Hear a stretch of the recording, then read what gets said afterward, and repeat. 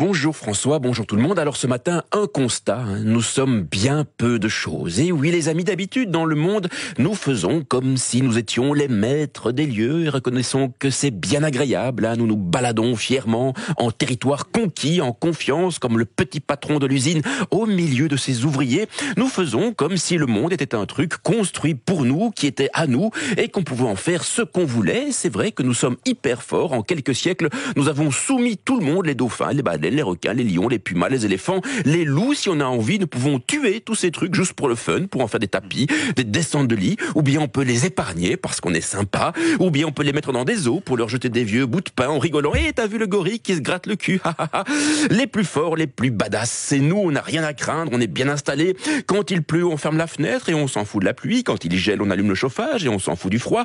Quand il fait un peu chaud, on conditionne l'air et on s'en fout du chaud. On a l'eau courante, l'électricité, le wifi, les forêts ne sont plus impénétrables, les océans ne sont plus insondables, les sommets ne sont plus infranchissables, on assèche les lacs, on détourne les fleuves, les montagnes, ça va faire du ski, les îles du bout du monde sont des clubs de vacances, on fait tout ce qu'on veut, comme on veut, nous pouvons bouffer tout le monde et tout le temps, des vaches, des cochons, des poissons, des coquillages, des oiseaux, on peut tous les bouffer, morts ou vifs, crus ou cuits, et des fraises en hiver, et des kiwis à la Noël, et des kakis pour le samedi, des ananas pour la Saint-Nicolas, des avocats, du cacao, du chocolat par kilo, et du lundi au vendredi, des litchis dans le pique-nique du petit. Franchement, on est vraiment les maîtres du monde, le sommet de la pyramide, on a gagné la loi du plus fort, on a construit des avions, des bagnoles, des fusées, on invente des religions, des systèmes politiques, des systèmes économiques, reconnaissant qu'on ne se prend carrément pas pour de la merde. Et puis soudain, il est là, le voilà, messieurs, dames, son excellence, Covid-19.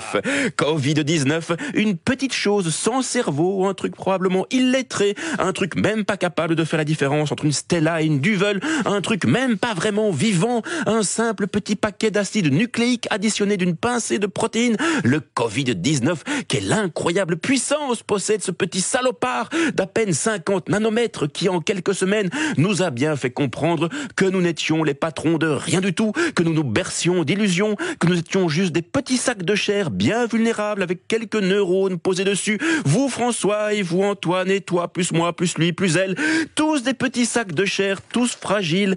Le Covid-19, ce petit machin qui n'a ni main, ni pied, ni nez, ni aucune relation au placé, qui pourtant a réussi à faire baisser la pollution, à déstabiliser notre économie, à accélérer la formation d'un gouvernement fédéral en Belgique. Le Covid-19, une belle petite ordure aveuglément démocrate, capable de s'installer avec le même plaisir dans un organisme de riches ou de pauvres, de gauche ou de droite. L'évasion fiscale ne sert à rien pour lui échapper, ni une carte platinium, ni un exil dans un chalet à Megève, ni un peloton de gendarmerie. Le Covid-19, il se fiche des frontières, il fait comme s'il n'existait pas, il est indifférent aux législations, aux visas, aux douanes, il ne donne aucune suite aux convocations de l'office étranger, il ne tient compte d'aucune circulaire, d'aucun mot d'ordre, d'aucun discours, d'aucune menace. Faites feu sur un Covid-19, il ne sentira rien. Il n'y a même pas moyen de le laisser se noyer dans la Méditerranée, pas moyen de le laisser pourrir dans les camps de transit, pas moyen de l'affamer, de l'effrayer, de l'intimider. Le Covid-19, une raclure qui n'a pas d'autre idéologie que celle de sa propre reproduction. Ça, c'est un point commun que j'ai avec lui. Mais le plus fort, c'est qu'il est même capable de faire changer d'avis les plus résolus de nos politiques, pas plus tard qu'avant-hier. David Clarinval, ministre fédéral et maire du budget, a tenu sur cette antenne des propos gauchistes. La santé doit primer sur l'économie. La santé doit primer sur l'économie. Prenez note de cette phrase aujourd'hui. Elle servira lorsqu'il s'agira de parler de pénibilité, de congés, de supplémentaires, de sécurité sociale, de financement des hôpitaux, de remboursement des frais médicaux et de tous ces trucs qui n'étaient pas trop prévus au programme. Bon, à la semaine prochaine.